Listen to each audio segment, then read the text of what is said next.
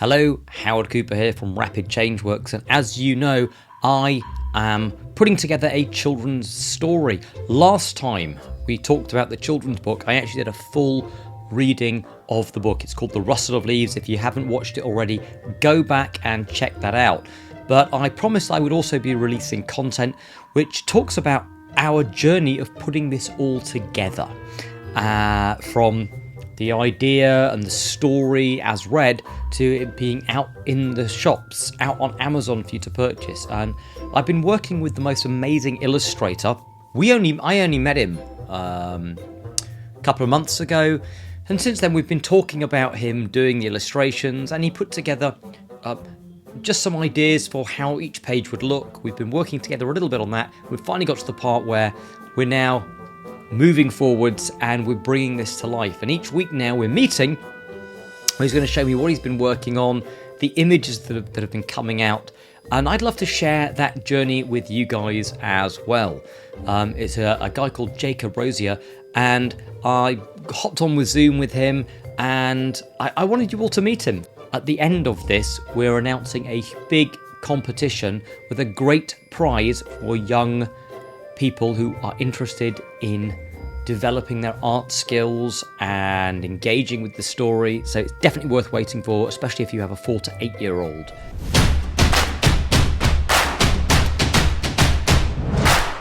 By the way, if you haven't already, subscribe and like and comment. Your engagement is absolutely appreciated, because it's all these things that help us be able to put the book out and get it far and wide. I have been bowled over by the positive comments that we've been getting on the reading of the story.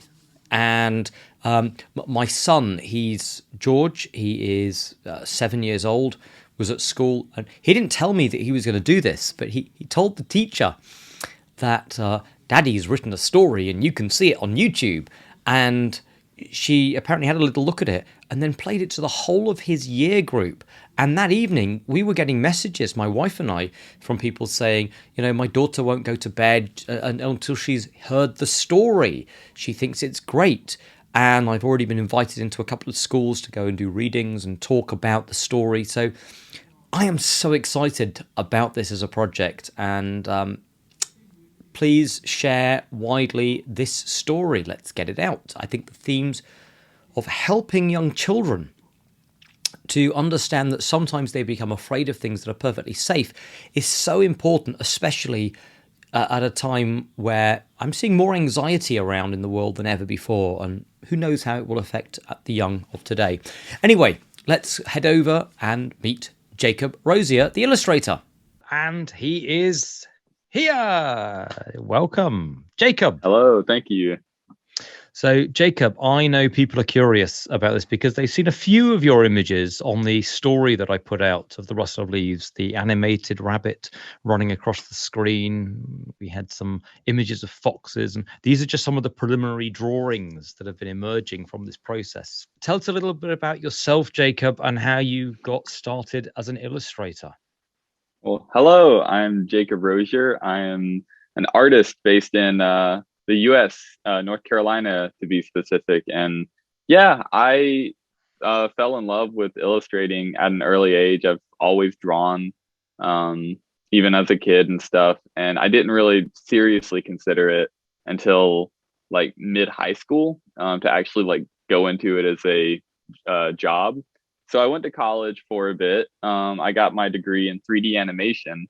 But with that 3D animation degree also came the skills helping me to get better at like character design and illustrating and stuff. And I had no idea at the start that I would be going into like, you know, illustrating a children's book or anything. But I mean, it's also something that's been tons of fun to do and a new passion and love that I found just by chance. So we met totally by chance, and we then hopped on after I'd seen some of the drawings that you'd done on Instagram. Actually, I think it's at Thinking in Scribbles. So yes, go and follow Jacob for sure. But there was something about a couple of not all of the images at all were, shall we say, children friendly on there. But nevertheless, there was something about some of the images, and I think this guy would be a really good fit. So we hopped online, we had a chat. I read in the story. What did you think of the story when we first sort of went through it? Oh, I loved it. Like that's the thing is when it was a story that when I first heard, as you read it out to me, it's like I could already picture the whole thing, going in my head. Um, and that was like that's what hooked me to realize like this is something I want to do.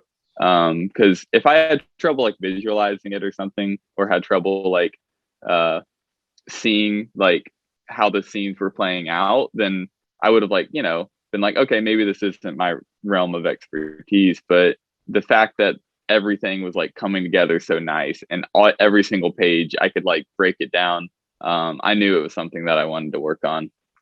Yeah, I felt the same way as it almost, and I like to say, I mean, sometimes I say I wrote it. It felt more like it wrote itself. It just kind of Mhm.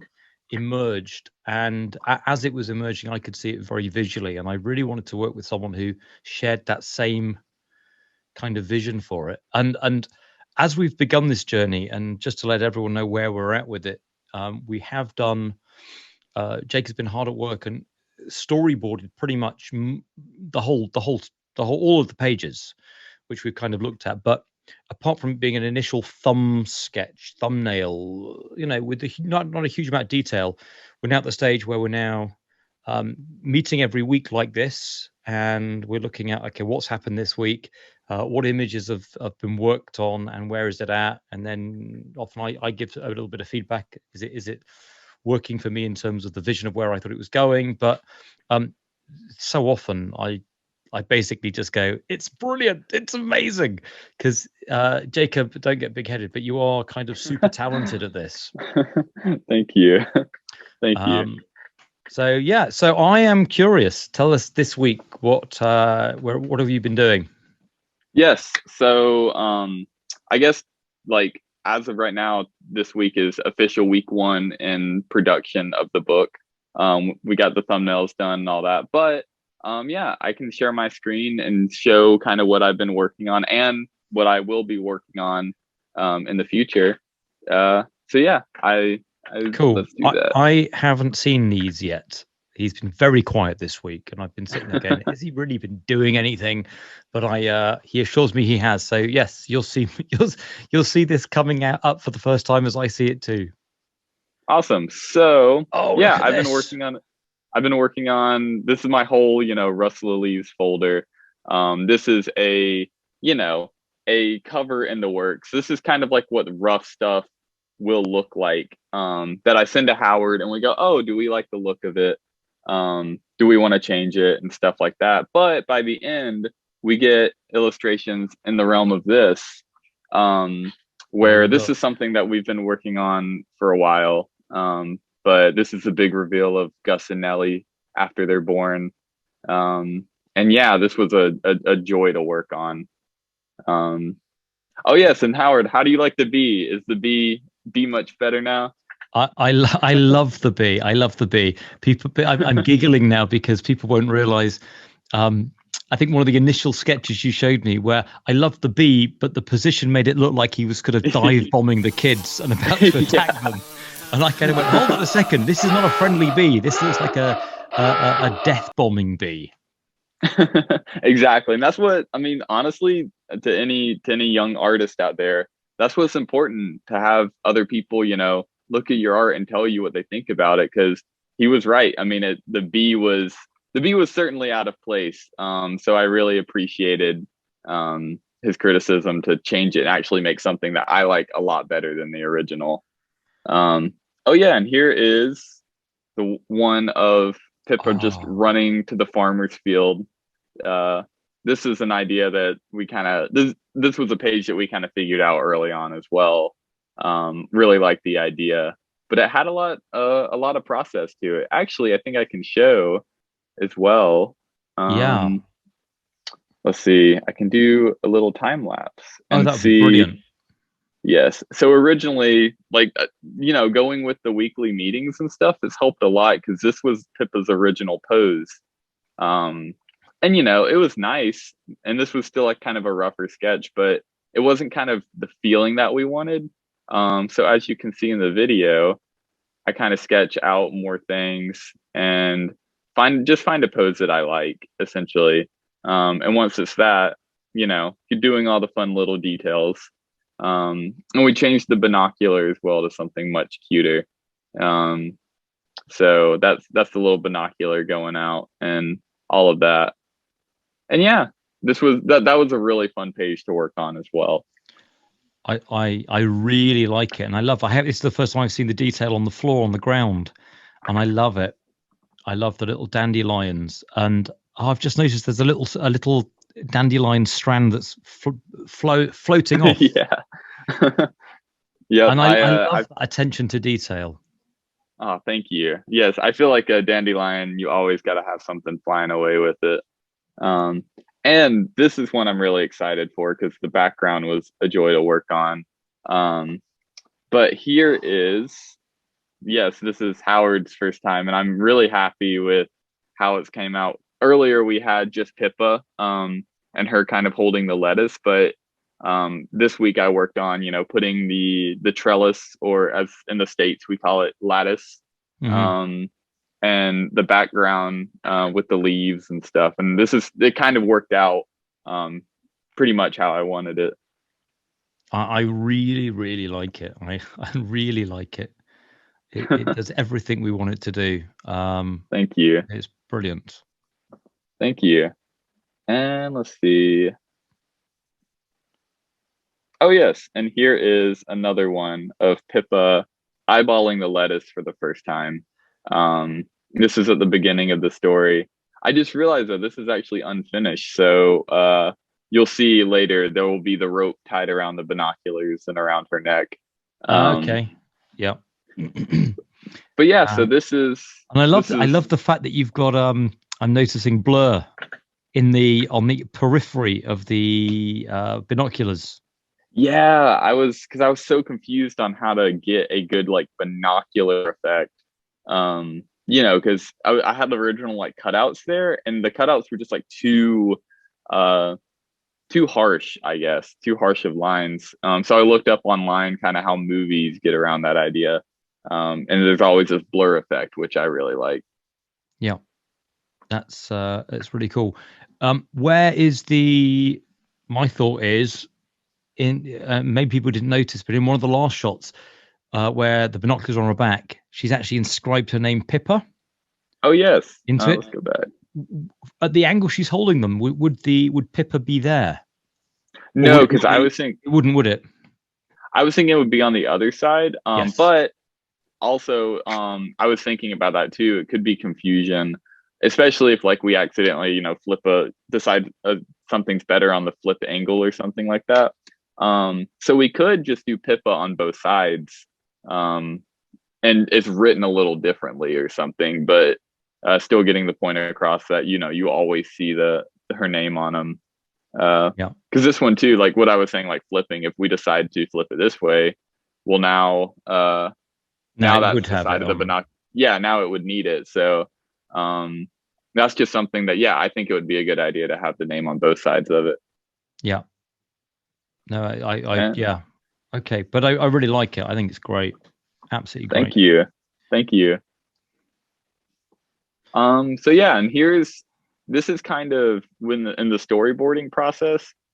These are kind of how the pages originally look. Nothing kind of like how the final style and stuff.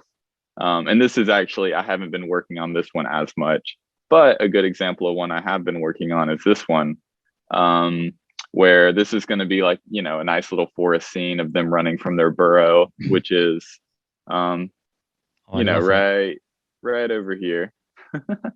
And, but yeah, so usually how these start is from a drawing like this, and this is kind of the first storyboard and what Howard and I discuss of just figuring out how the overall feel of the thing, because you don't want to spend too much time with it because a lot of these storyboards we ended up editing or changing. So this was just a quick little thing to get the idea across, and then whenever you start working with it, you get to a point to where you get this, once you get the look of the whole thing figured out, you can refine it and get a much clearer looking and more emotion in a lot of the characters. So I think that's really interesting. And what happens next? Then it gets colored once you're Yes. happy with the line work. Yep. And the coloring process is lots of fun. This one is not ready to color because there's still a lot of lines, but I think I can go back and let's see. Because one thing I'm curious about is, and interests me, is when I was young, and I even see it with my kids, that they're trying to draw finished pieces straight off the bat. Oh yeah. You know, and it's like if they do a scribble or they go outside the line, they go, oh no, it's all gone wrong. But it's really nice to see that no, these things just they emerge over time. Like you start with a sketch and then it builds up gradually. Oh yeah, and I think that's an important thing for, a lot of young artists to practice, is there's basically no artist out there that just draws the final thing as is with no rougher, looser setups. And that's why even here, that was the original background just for me to get an idea of stuff that eventually turned into this larger one. But yes, probably one of the best tips to a lot of young artists is this. If you ever see an image like this, never try to just draw it straight up, figure out how it's broken down. So I think, let's see.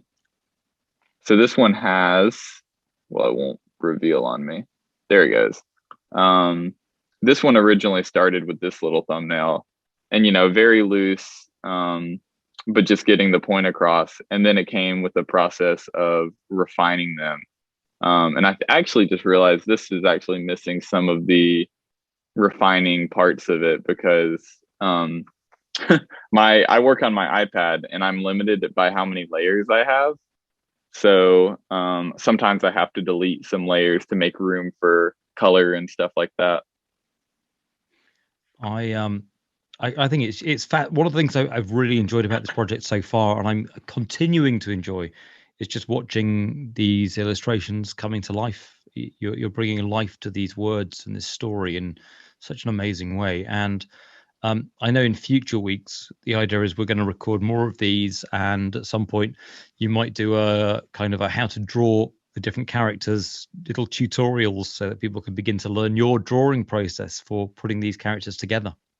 Definitely. Because I have drawn Pippa a lot already, and I will be drawing her a lot more. So, by the end of this, I will be, super comfortable with Pippa, and I'll be really excited for kids who want to learn how to draw her, because she's got a lot of really cool shapes to her, and I think that's the big thing with characters is figuring out if you were to break a character down in just the most simple shapes, what would they look like?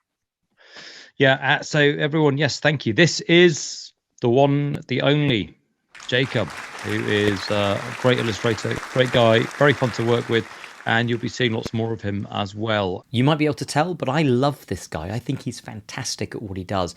And the images that he's coming out with they're perfect and exactly how I imagine them. And they're still tweaking over time. They're still refining. And I just get such pleasure from seeing these ideas that came out of the story coming to life and evolving.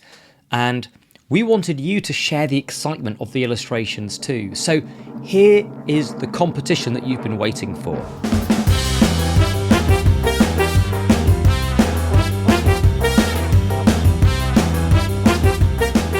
Super excited about this, and 4 to 8 year olds will absolutely love this, and we'd love you to be involved because it's a great prize. We are hosting a colouring competition. It starts from now, and it happens weekly until the book comes out in somewhere between 12 to 15 weeks time. So what I want you to do is you go over to a website. It's called rustleofleaves.com. Links are below, and there you will be able to enter your name, your email address, and then every week we will send you the latest colouring sheet that's come out from the drawings telling another part of the story. This is what we want. Give it to your kids. Children, colour it in. Make it look bright, make it look cool. Do it the way you imagine it being. Then get mum or dad and take a picture of it and then upload it to social media. Twitter, Facebook, Instagram, it's fine, but put a hashtag Rustle of Leaves. That means that when we search for hashtag Rustle of Leaves, we'll be able to find them. Drop a little note of their name and how old they are. Every week we will let you know which one we selected as the winner that week, and the prize will be a signed copy of the Rustle of Leaves, signed by both me and the illustrator when it comes out. But we'll also feature all the winners of all the weeks in a montage page in the back of the book. So essentially the colouring will appear in the final book. It's going to be great. Wish you all the best of luck. Make sure that you subscribe because as well as these up-to-date Rustle of Leaves book coming out updates, there are also plenty of anxiety beating hacks and psychological tips that'll help you transform your life.